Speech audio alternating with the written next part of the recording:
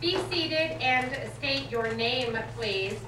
Joe Pontrelli. Mr. Pontrelli, did you own property in the city of Downey located at 11650 Bellflower Boulevard? Yes. And did you enter into a contract regarding that property to sell that property to Mr. Ned Young and Woody Hartman? Yes, sir. When was the first time, if you recall, when you were contacted, if you were, regarding this property by Mr. Young and Mr. Hartman, or by an agent of theirs? Well, I don't recall the dates. Well, let me refresh your memory. The date of the multiple listing agreement, which is an exhibit, is September 8, 1965. Now, with that date in mind, can you recall when you were contacted and by whom regarding this property? I got home one afternoon. No. Was it before September 8, 1965? That is the date of the listing agreement. I think it was the day before. Now, by whom were you contacted? Well, like I was saying, I got home. No. Mr. Pontrelli, you have to answer these questions as I ask them. The name of the person. Then I will go into the rest of it after that. By whom were you contacted? Mr. Jones. Is that Virgil Jones? Virgil Jones. And when did that occur? That was the day before the listing. I signed the listing. Now, would you tell us, did you contact Mr. Jones or did he contact you? He contacted me. Did he contact you personally or by telephone or in what manner? No, he contacted my wife by telephone. Did he then subsequently contact you? Or did you contact him? I think I was told to call the office or go down to the office. Did you go to the office? Yes. And whom did you see and what office?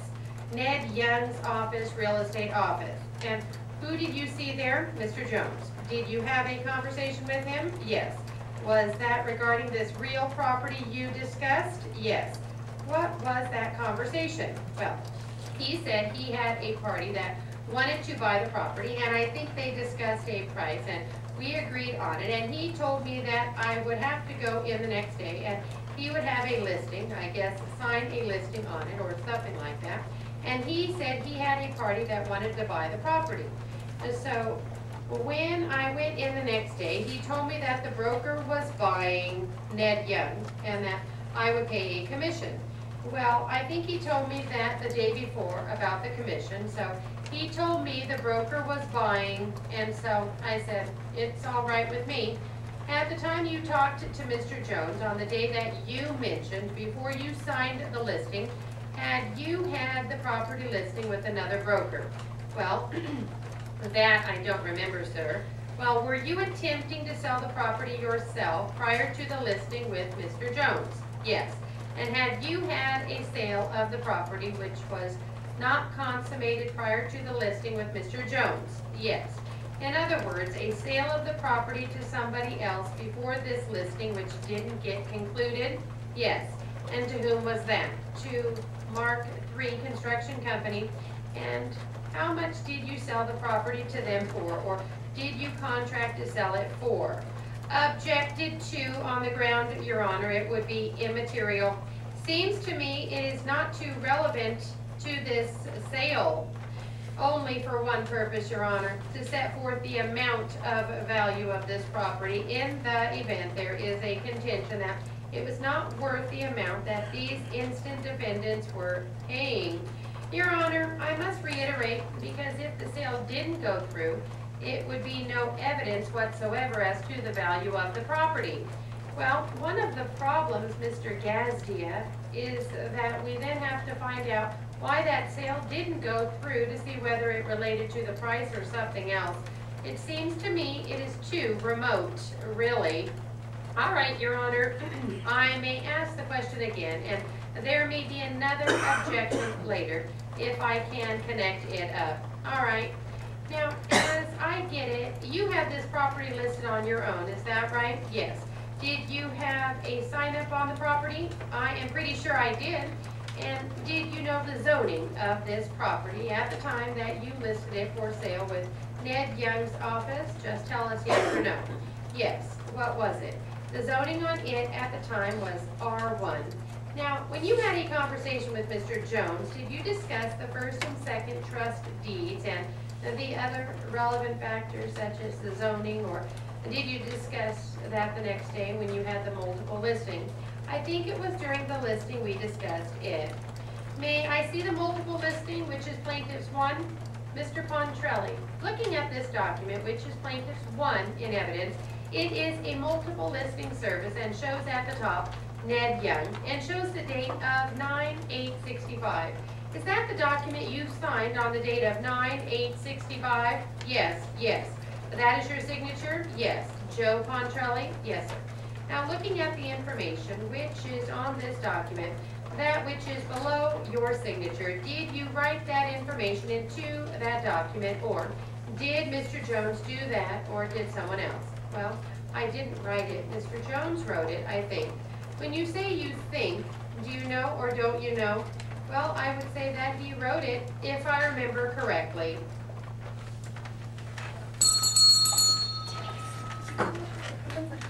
All right, let's try that one again. And then KTB, and then KTG. But Janelle has it as KAKT, cat. And I did Familiar here today? KAKT, but I just do KT. No, my account. Belinda was here. So mine, that's my account too. Margaret, Claire was But not. initial K and T. That's your account? Christy, What? what time? Oh. Okay. Darlene, Rhonda, Deborah, Donna, Ira,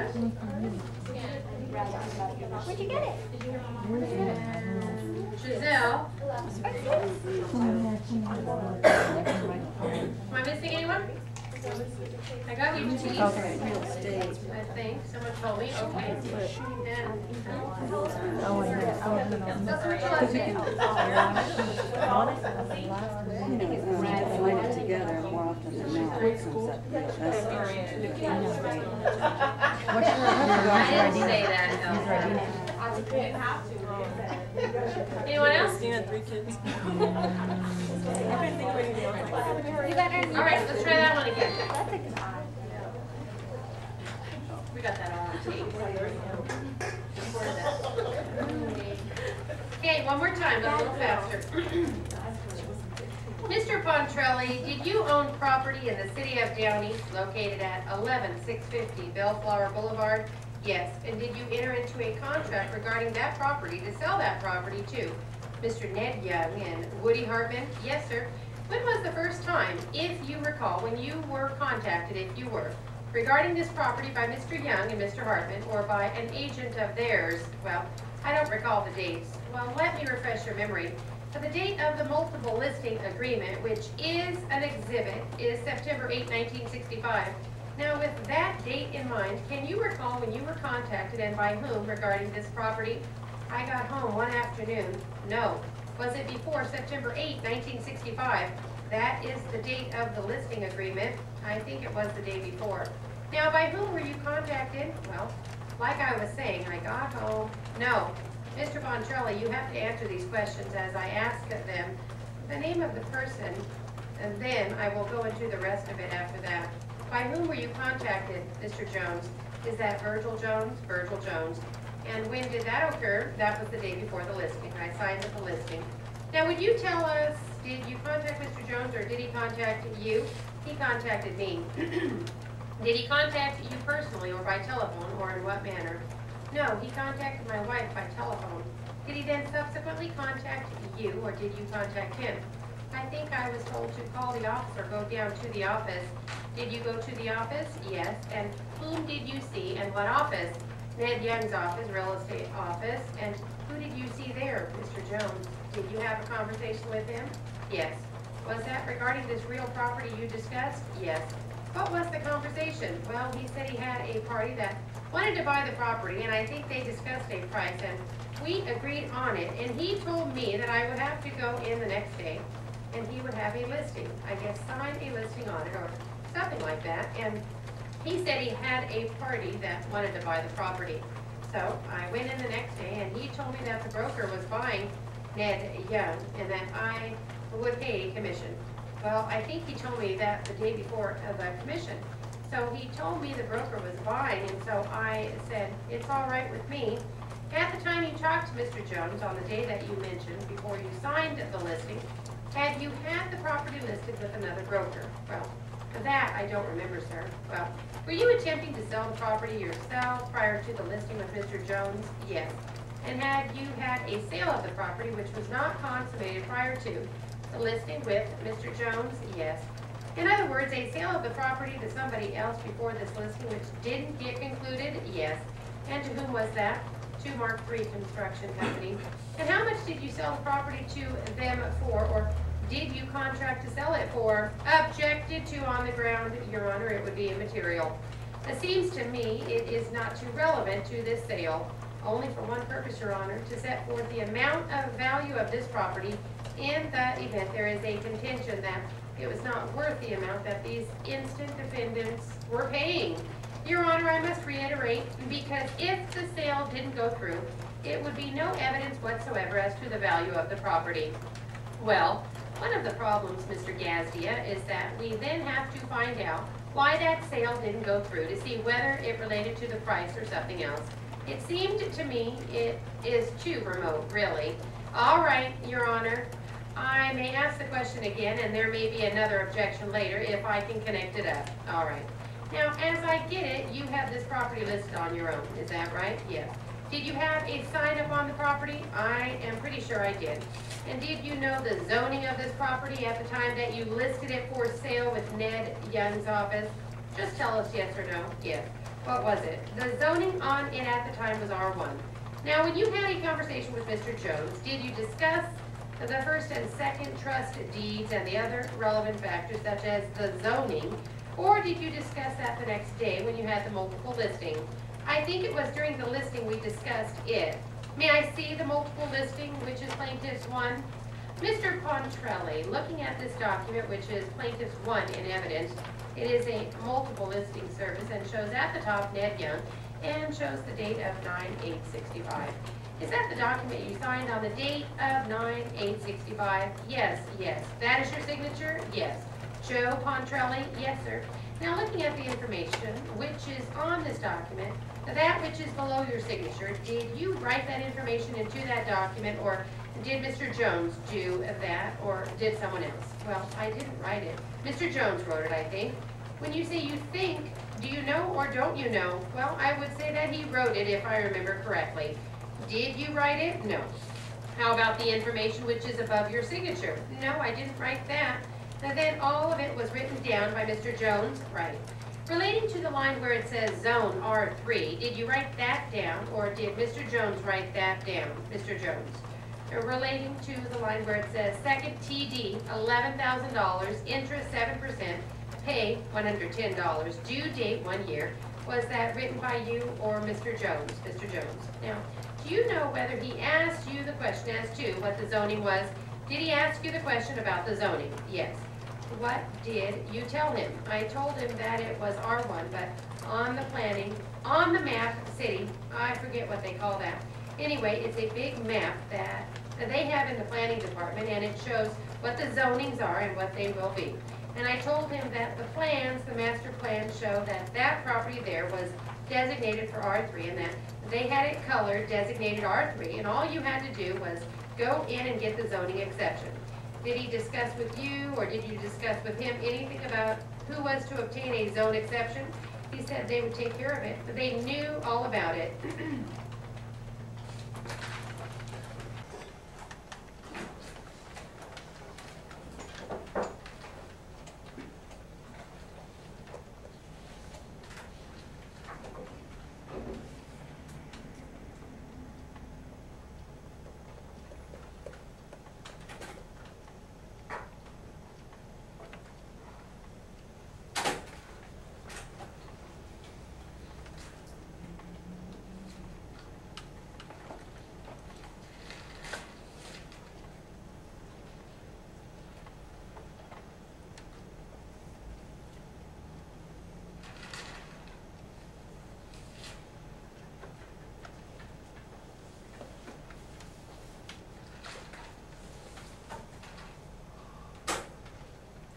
200, 4 boys, 15 minutes. Starts with question by plaintiff. That is Mrs. Padilla. Yes. Are you employed at the Public Finance Company? Yes, sir. What is the address where you are employed? 154 North Geary. In what city? Pomona. On the 31st of October, 1972, were you so employed? Yes, sir. In what capacity? I'm a senior cashier. On that date of October 31, 1972, at approximately 10:55 a.m., do you recall where you were? Yes, I was sitting at my desk on the phone. Did anybody come into that place of employment, Public Finance Company, approximately at that time? Yes, my desk faces the door and I see anyone that comes in. Did anything unusual happen? Yes, a man came in and the girl that he directed himself to, which is in the counter, was on the phone and she kept talking on the phone. So I looked at him and he looked at me. I started to say, can I help you? And he pulled out a gun and he said, I want everybody on the floor. And I got frightened. I kept sitting and he says, hang up the phone. So I hung up the phone.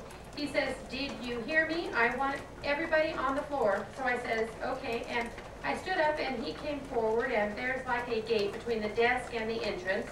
He came in the gate and I told him, we have customers in the booth and they cannot see you. He says, I want them on the floor too, or I'm going to have 7 dead people if you don't do what I say. So everybody got on the floor. The customers crawled under the booth, so we're all laying on the floor. Is that person here in the courtroom? Yes, sir. Would you point him out? Yes, sir. It's the man in the white shirt. The record will indicate that the witness has identified the defendant, Charles Frederick Walker. From here on in, you will identify him as Mr. Walker. After everybody was on the floor, do you recall what happened? Yes, he walked to the back of the room and he said, all right, where is the safe? I looked up at him and I said, it's behind you. He says, okay, you get up and you get me the money. So I got up and walked to the back and I told him the safe is always kept open, and I opened the safe and there was nothing in it, so I told him the money has to be in the bookkeeper's drawer. Oh, I went around the desk and I opened the drawer and I took out the cash bag and handed it to him.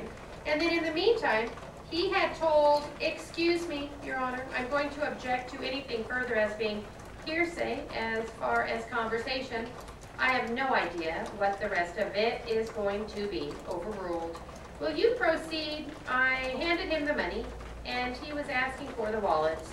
What did he say in that regard? He said, everybody tossed me their wallets, and the manager that's lying on the floor on his face did. What's the manager's name? His name is Glenn Himmick. Let's try to use their names if you know it. He says, I don't have my wallet with me. He says, toss your wallet. Just a minute. Mr. Himmick said he didn't have his wallet with him? Right. And Mr. Walker said again, toss me your wallet? Right. And the manager, Mr. Himmick, said, it's in my coat pocket in the back room. At this time, I handed him the cash bag. Excuse me, as to any conversation with Himmick, I'm going to move that it be stricken as hearsay. I handed, just a minute. Yes, sir. Do you wish to be heard on that, sir? As to anything said by him, I have no objection. The objection will be sustained. All right. You can go ahead. I handed who? Mr. Walker, the accused. I handed him the cash. Now, why did you hand him the cash bag? Well, he told me to, and he had a gun. And did you hand him the cash bag because you were fearful? Excuse me, I'm going to object. Now, the prosecutor is leading the witness. The objection will be sustained. Try not to lead the witness. Why did you hand him the cash bag? Because he asked me to. Would you have handed him the cash bag if he didn't have the gun? With the gun, I had no choice. Okay. Why didn't you have a choice? It's company policy. If someone comes in and shows any weapons, you don't refuse. You have to give him what he wants, and you have to feel that a person's life is more important. Were you afraid? Yes, I was very much so. Excuse me, Your Honor. The question has been answered. What type of gun did he have? This was the revolver type that you can see, you know, the cylinder, and it was fairly a big-sized gun. I don't know that much about them, but it was a good-sized gun, handgun. Revolver with a round cylinder. It looks like a cowboy gun you buy your kids, but a dark metal. Now, you stated you handed the cash bag. What do you mean by that? It's a green canvas bag that we use to keep the money in, to be put in the safe, and we have three. One is for the safe and one for each drawer that the office has. Have you personally had occasion to ascertain as to how much money was in the green cash bag? After he left, I told the man to close the door. Excuse me, Your Honor. I'm going to object to any conversation she had with that man. I don't know which man she is referring to. Sustained. Mrs. Padilla, simply answer a question, yes or no. Prior to the time that you handed the green cash bag to Mr. Walker, how much money was in that bag? I know we had money in there. How much exactly, I don't know. How do you know you had money in there? Because it was full and heavy, and by heavy, do you mean it had coins in it, or American currency, and did it also have some bills? It had bills and coins, you know, rolls, quarters, and dimes. And do you know how much approximately was in the green cash bag? Yes, approximately about $1,800. After you handed him the green cash bag, can you tell us what then happened? Yes, he was stuffing it inside his shirt and the gun went off. The gun that he was holding? Yes, sir. All right. He picked up the wallets off the floor and then he pulled, excuse me, Your Honor, go ahead. Do you have an objection? Yes, I do. I'm going to object to any statements she has as being hearsay. Objection is overruled. He picked up some wallets off the floor? Yes. Did you see where they came from? One came from the customer and what customer was that? Richard Smythe. I was closing the loan. Mr. Smythe? Yes, sir. Do you know Mr. Smythe personally? Only from the time that he applied for the loan and when he came in to get his money. Was he one of the customers that you were taking care of prior to the time that he came in? Yes, sir. Did you see him remove his wallet from his person? Yes, sir. What time did this occur in the course of events?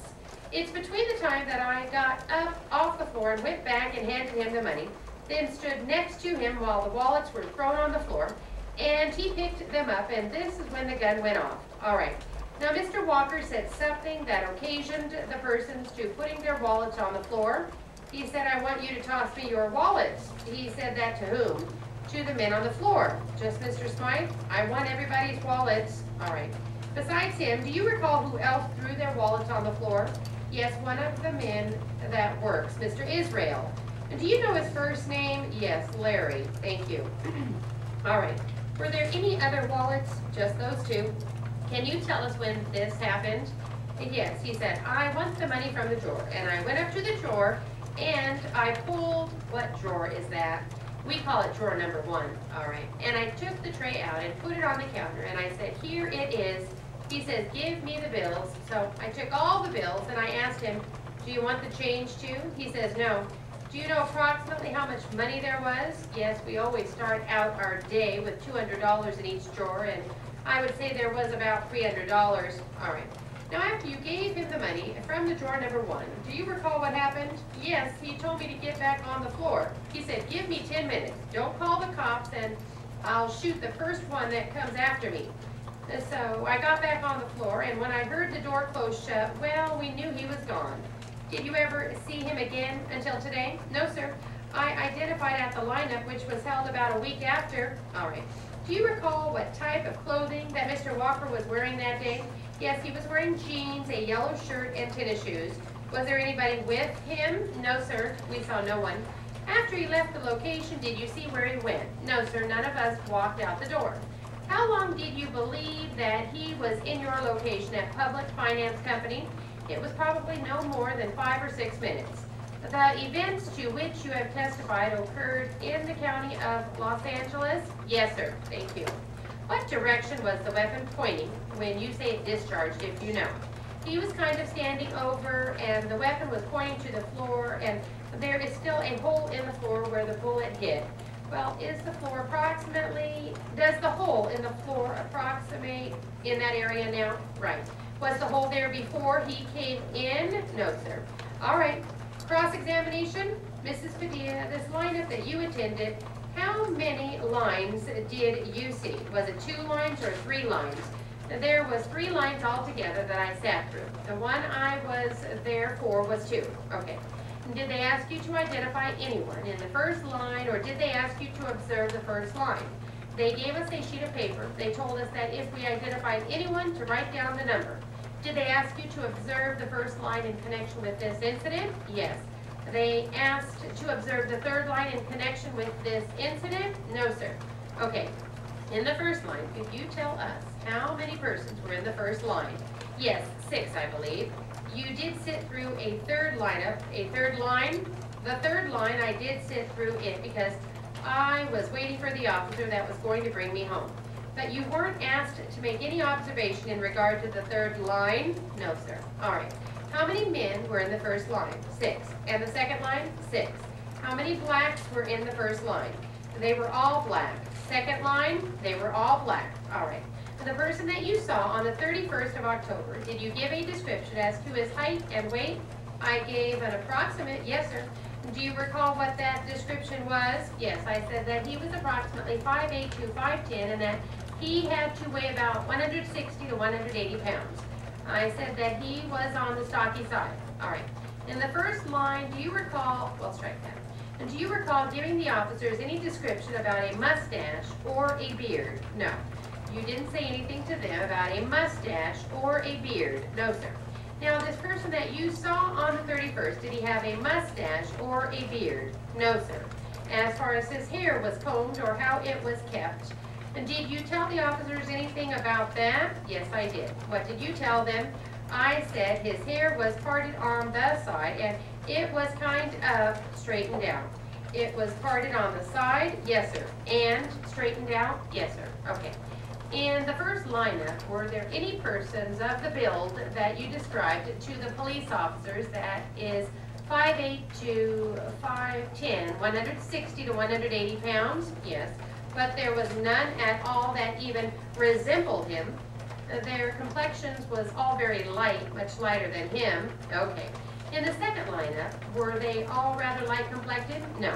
How many were there that were darker complected, like the person you saw on the 31st? In the second line, I believe there was about 2. There were 2 that were darker, like the person you observed on the 31st. Not as dark, sir. Okay. Would you say that all of the persons, other than one in the second lineup, were lighter than the person you saw on the 31st? Yes, sir. They were lighter complected? Yes, sir. All right. Did any of the persons have any mustaches or beards in the second line? I don't recall, sir.